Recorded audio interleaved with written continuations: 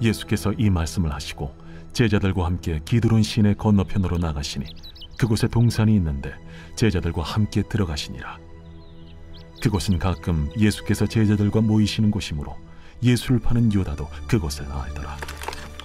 유다가 군대와 대제사장들과 바리새인들에게서 얻은 아랫사람들을 데리고 등과 횃불과 무기를 가지고 그리로 오는지라. 예수께서 그 당할 일을 다 아시고 나아가 이르시되, 너희가 누구를 찾느냐? 나사렛 예수라. 내가 그니라. 그를 파는 유다도 그들과 함께 섰더라. 예수께서 그들에게 내가 그니라 하실 때에 그들이 물러가서 땅에 엎드러지는지라. 이에 다시 누구를 찾느냐? 나사렛 예수라. 너희에게 내가 그니라 하였으니 나를 찾거든 이 사람들이 가는 것은 용납하라 하시니, 이는 아버지께서 내게 주신 자 중에서 하나도 잃지 아니하였사옵나이다 하신 말씀을 응하게 하려 함이로라. 이에 시몬 베드로가 칼을 가졌는데 그것을 빼어 대제사장이 종을 쳐서 오른편 귀를 베어버리니 그 종의 이름은 말고라. 칼을 칼집에 꽂으라. 아버지께서 주신 잔을 내가 마시지 아니하겠느냐?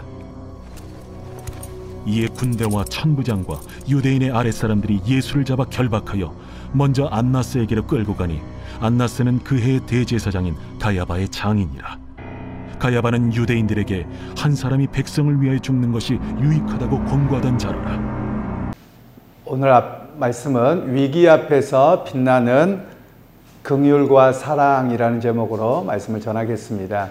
오늘 이제 예수님께서 잡히시는 장면에 대한 이야기가 오늘 본문의 말씀인데요. 그 가운데서 우리에게 주시는 메시지가 몇 가지가 있습니다. 먼저 예수님을 붙잡으러 온 사람들이 가룟 유다와 군대가 왔다 이렇게 말씀하는데요. 이때 당시에 군대의 그 조직이나 이런 것들의 모습을 보면 약 200명 정도 되는 보병이 왔습니다. 예수님 한 사람을 잡으려고 그렇게 많은 로마의 군인들이 왔다 이렇게 이해를 할 수 있겠습니다.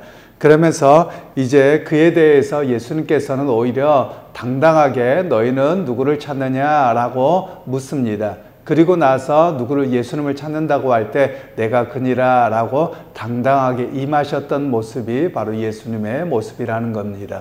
그러면서 하며 또 어떤 메시지를 주느냐면 말씀을 따라서 내게 주신 자 중에 한 사람도 잃어버리지 않게 하시겠다는 그 말씀을 응하게 함이라 라고 말씀하시죠. 그래서 예수님을 따랐던 제자들을 한 사람도 잃어버리지 않기 위해서 당당하게 그 폭정과 억압과 또 핍박과 또 예수님을 죽이려고 하였던 그 음모에 대해서 맞서셨던 분임을 오늘 우리에게 말씀을 하고 있습니다. 그러면서 오늘 많은 사람들과 비교합니다. 예수님께서 내가 그니라 라고 자기 자신을 밝히면서 예수님은 어떤 모습이었느냐? 그것을 피하지 아니하셨다는 겁니다. 많은 사람들은 이런 상황이 오면 도피하려고 하고 도망가고 거짓말하고 이렇게 하게 되는데 오히려 예수님께서는 아버지의 구원의 역사를 위해서 당당하게 그들 앞에 이렇게 나서셨던 그런 모습에 대해서 오늘 우리에게 보여주고 있습니다. 그런 모습에 대해서 우리에게 조금 더 이야기하는 것은 옳은 일이라고 하면 바른 주님의 역사 속에서 하는 일이라며 당당해야 함을 우리에게 말씀하고 있기도 합니다. 우리가 종종 그런 이야기를 하곤 합니다. 우리 한국 문화이기 때문에 그렇다고도 봅니다만 우리 한국 문화에서는 일단 부인하고 봅니다. 사실일망정. 그런데 요즘에는 미국 문화도 그러지 않아서 사실 미국 문화를 이야기하기도 어렵습니다. 왜냐하면 과거 클린턴 대통령 이후로 미국 사회가 좀 바뀌었다라고 이야기를 합니다. 왜 그러냐면 그 클린턴 대통령의 어떤 그 문제가 있을 때 그 비서와 이렇게 부적절한 일이 있을 때 여러 여론과 여러 가지가 물었을 때 자기는 아니라고 부인합니다. 그래서 그 사람에 대해서는 평가가 굉장히 좋아지지 않았습니다. 왜 그러냐면 미국에서 가장 중요하게 여겼던 것은 명예와 정직이었습니다. 그런데 그것을 깨트린 최초의 대통령이라고 할 정도로 그래서 미국 사회가 그 이후로 굉장히 급격하게 무너지는 모습입니다. 그런데 우리나라의 문화는 좀 다르게 자기가 어떤 사실이 있다 할지라도 지금 부인하고 뒤에는 인정할지언정 이런 모습으로 우리 사회가 좀 형성되어져 있습니다. 누구나 마찬가지입니다. 심지어 예를 들면 뭐 교통법규를 위반했어도 나는 안 했어요라는 게 쉽게 나옵니다. 심지어 어린 아이들도 눈앞에 보는데 아이를 꼬집어놓고 내가 안 했어요. 이게 기본적으로 나타나는 인간의 죄된 본성입니다. 그런데 오늘 주님께서는 오히려 하나님의 복음의 역사를 위해서 당당한 모습으로 섰고요. 물론 제자들은 이 시간에는 다 도망가고 이렇게 했지만 나중에 주께서 승천하시고 부활하시고 승천하시고 그리고 성령을 보내신 이후에는 제자들도 당당하게 이런 핍박과 고난을 감당했던 이야기를 하는 겁니다. 그래서 오늘 믿음의 사람들이 해야 될 일은 옳은 일이라고 여길 때 또 말씀과 하나님의 복음의 역사를 위해서는 우리가 당당함으로 서 있어야 된다, 이런 이야기를 우리에게 말씀합니다. 그러면서 예수님은 어떤 분이셨느냐, 제자들과 당신을 따르는 자들이 오히려 그들에게 혹시라도 붙잡혀가서 고난을 당할까 봐서 그들을 끝까지 아껴주셨던 긍휼의 모습을 보여주시는 겁니다. 그러니까 만일 예수님께서 그냥 우물쭈물거리고 뭐하고 계속 이러셨다고 하면 제자들 하나씩 잡아다가 족치고 또 뭐 이렇게 하지 않았겠습니까? 그리고 일반적으로 피하게 되면 그런 문제들이 더 많겠지요. 그런데 오히려 예수님께서 전면에 나섬으로 인해서 그 제자들을 보호하셨던 이야기를 오늘 성경에서는 말씀하고 있는 겁니다. 그래서 오늘 우리가 해야 될 일 중에 하나가 있습니다. 사실 이제 우리 문화도 많이 바뀌어가고 있습니다만 우리 한국에서는 과거에는, 지금은 모르겠습니다. 과거에는 무슨 문제가 생기면 꼬리 자르기라는 말이 그냥 있습니다. 그래서 제일 밑에 사람에 대해서만 문제를 일으키는데 사실은 책임자가 어떤 사람이냐, 우리가 보통 어떤 일에 대해서 보면 책임자라고 하잖아요. 그래서 어떤 일을 하거나 어떤 계획을 세웠을 때 그 일이 실패로 돌아갈 수 있습니다. 잘 못할 수 있습니다. 그러면 그것에 대해서 아랫사람에게 넘치는 이렇게 하는 것이 아니라 그것에 대한 내 최종적인 책임자가 나라면 내가 책임을 져야 되는 겁니다. 바로 그런 모습이 좀 더 바른 모습이라고 우리의 삶에서도 이야기를 할 수 있는 겁니다. 제가 그래서 종종 그런 이야기를 하곤 했습니다. 교회에서도 이야기를 하면 우리 부교육자들과 이야기를 하다 보면 부교육자들의 책임은 여기까지고요. 담임 목사는 무한 책임입니다. 제가 이런 표현을 합니다. 즉 교회 안에서 어떤 일들이 있다면 교회도 마찬가지더라는 거죠. 조금만 문제가 생기면 부교육자들이나 교인에게나 떠넘기려고 하는 그것이 있는데 사실은 이거는 그리스도를 닮아가는 모습이 아닙니다. 비록 어떤 일들이 있다면 최종 책임자는 담임 목사고 또는 어느 부서에서 부서장인 겁니다. 그래서 그가 해결을 해야 됩니다. 그것에 대한 내 실수를 인정하든가 내가 이렇게 하기를 원했는데 그것들이 잘 되지 못했거나 문제가 된다면 그건 나의 책임입니다라고 솔직하게 나서는 것이 오히려 공동체를 보호하는 일입니다.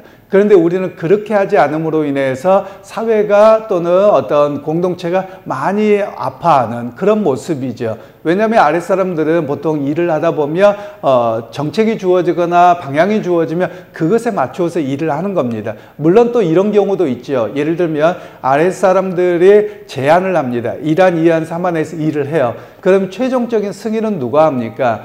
거기에 책임자가 하는 겁니다. 그러면 그때부터 누구 일입니까? 책임자의 일입니다. 그런데 우리는 어떻게 하냐면 나는 안 하려고 했는데 저 밑에 사람이 올려서요 그래요. 이것도 사실은 굉장히 비겁한 모습입니다. 오히려 아랫사람들이 올려서 최종적인 사인을 하면 그 최종 책임자의 것인 겁니다. 바로 그런 모습에 대해서 예수님께서 보여주셨던 모델의 모습은 바로 책임자로서 공동체를 보호하기 위해서 앞에 나서서 책임을 다지는 모습이 바로 이런 모습이다라는 것을 우리에게 말씀하고 계시는 겁니다. 그러면서 오늘 예수님께서는 또 한 가지 보여주셨던 것이 베드로가 그의 칼을 빼서 대제사장의 종인 말고의 귀를 자릅니다. 그에 대해서 다른 복음에서는 그의 말고의 귀를 붙여주시면서 칼집에 칼을 꽂으라 이렇게 이야기를 합니다. 그러면서 하시는 말씀이 칼로 흥한 자는 칼로 망한다 이런 이야기를 하고 계시거든요. 그러면 오늘 주님께서 말씀하고 계시는 건 어떤 이야기냐면 말씀의 역사, 주님의 복음의 역사는 세상적인 권력과 힘으로 어떤 일을 행하지 않는다라는 겁니다. 즉 아버지의 계획하시면 다 이루어져 가는 것이고, 하나님의 나라는 세상 나라와 같이 권력과 힘과 이런 것으로 이루어지지 않는 것이다 라는 것을 우리에게 말씀하고 계시는 겁니다. 오늘날 교회도 마찬가지입니다. 교회는 어떤 의미에서 하나님 나라의 이 땅에서 보여주는 전초기지라고 표현을 합니다. 또는 훈련 학교라고도 표현합니다. 그러면 교회 안에서 보여지는, 또 교회가 세상에 보여지는 모습은 어떤 모습이냐면, 세상의 힘과 돈의 위력과 이런 것들로 어떤 하는 것은 교회답지 않는 모습입니다.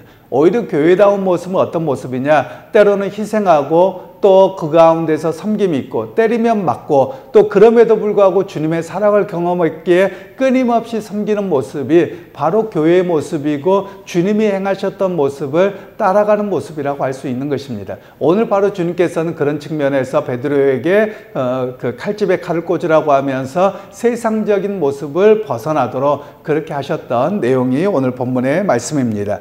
그러면서 이들이 예수님을 먼저 안나스의 집으로 끌고 갑니다.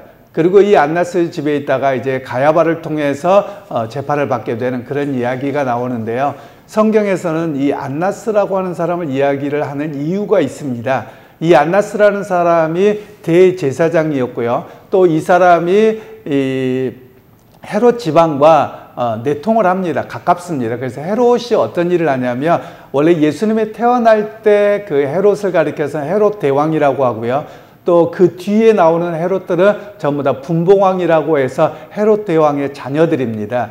그런데 이 헤롯 대왕이 행했던 문제가 뭐냐면, 당시에는 대제사장은 죽을 때까지였습니다. 계속해서 그가 있어야 되는데, 헤롯 대왕이 오히려 그는 유대인이 아니었죠. 그의 아내가 유대인이었고 하스모니아 왕가의 마지막 공주였습니다. 그래서 그 공주와 결혼하고, 그리고 로마로부터 이 지역을 다스릴 수 있는 권한을 위임받습니다. 그렇게 하면데도 불구하고 유대인들은 어떤 마음이었냐면, 이 헤롯이 에돔 사람이었기 때문에 그를 인정하지 않습니다. 그러니까 그 사람들에게 인정을 받고, 또 헤롯이 못된 일도 하거든요. 그래서 뭘 하냐면 예루살렘의 성전을 공사합니다.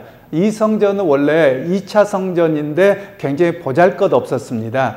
수룹바벨에 의해서 지어진 성전을 대규모 건축을 해서 사람들의 호감을 얻고자 합니다. 바로 그런 모습이 있었고요. 또 어떤 모습이 있었느냐면, 대제사장을 중심으로 해서 잘 말을 안 듣는 거예요. 그러니까 대제사장을 해임해버립니다. 그리고 쫓아내버립니다. 그래서 이 대제사장이 나중에는 이집트의 에티오피아까지 가는 그런 모습들이, 알렉산드리아라고 하는 지역까지 가게 되는 그런 일들이 있습니다. 그리고 이 알렉산드리아라고 하는 곳에서 성경이 번역됩니다. 70인경이라고 해서 이때 당시에 보통 보고 있었던 성경이 70인경입니다. 그리고 이 알렉산드리아 지역에 성전도 건축됩니다. 거기에 그러니까 대제사장이 쫓겨나서 가죠. 성전이 건축되죠. 그리고 성경이 번역되죠. 그리고 유대인들이 엄청나게 많은 숫자가 거기에 이민을 가 살게 되었습니다.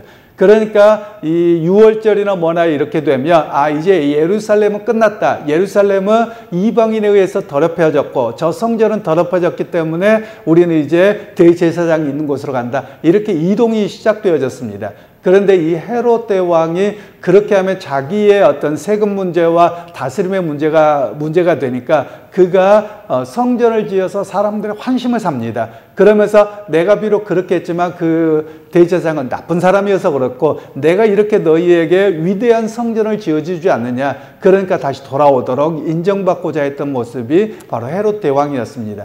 그러면서 그가 대제사장을 세웠고, 그리고 이 대제사장을 임기제로 바꿔버립니다. 그런 가운데 이 안나스와 야합을 하게 된 것이고요. 이 안나스라는 이름도 사실은 유대식 이름이 아니라 헬라식 이름입니다. 가야바도 마찬가지고요. 그래서 이 안나스의 아들 5이 다 대제사장을 합니다. 그리고 나서 자기의 딸의 남편인 이 가야바에게까지 대제사장을 6번째 물려주는 거죠.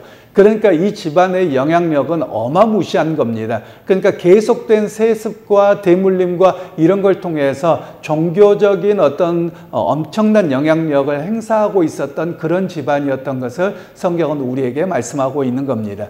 그래서 오늘 이 본문을 통해서는 결국 이 사람들이 어떤 행실을 합니까? 앞에 말은 한 사람의 죽음을 위해서 유대 백성을 지키자, 이런 이야기를 하는 사람이 가야바입니다. 이게 정치의 개념이라고 하는 것인데요. 즉 옳고 그름의 문제가 아니라 즉 자기의 기득권과 여러 가지를 지키기 위한 것인데, 명목은 뭐냐? 혹시라도 로마로부터 우리가 어려움 당할 수 있으니까 한 사람을 희생시켜서 우리가 살자, 이렇게 하면서 사람을 호도하고 거짓으로 선동하는 그런 모습이 성경에 있었다라는 것을 오늘 우리에게 말씀합니다. 그래서 오늘 믿음의 사람들이 잘 깨어 있어야만 합니다. 그게 뭐냐면 종교 지도자도, 우리 목사들도 그럴 수 있고요, 대제사장이 그랬기 때문에, 또는 정치 지도자도 그렇습니다. 어떤 이슈를 툭 던져놓고 나서 사람들을 선동합니다. 그리고 실제로는 뒤에서 다른 일들을 하기 위해서, 자기 모면하기 위해서 행하는 모습들이 있다라는 겁니다. 그래서 오늘 주님께서는 이 대제사장이었던 안나스와 가야바, 이들의 모습과 예수님의 모습, 그리고 베드로의 모습을, 이 세 가지의 모습을 다 비교하시게 하시는 겁니다. 베드로는 세상의 힘으로 뭔가를 해보려고 했던 사람인데 주님은 그것도 아니라고 말씀하고 계시는 것이고요.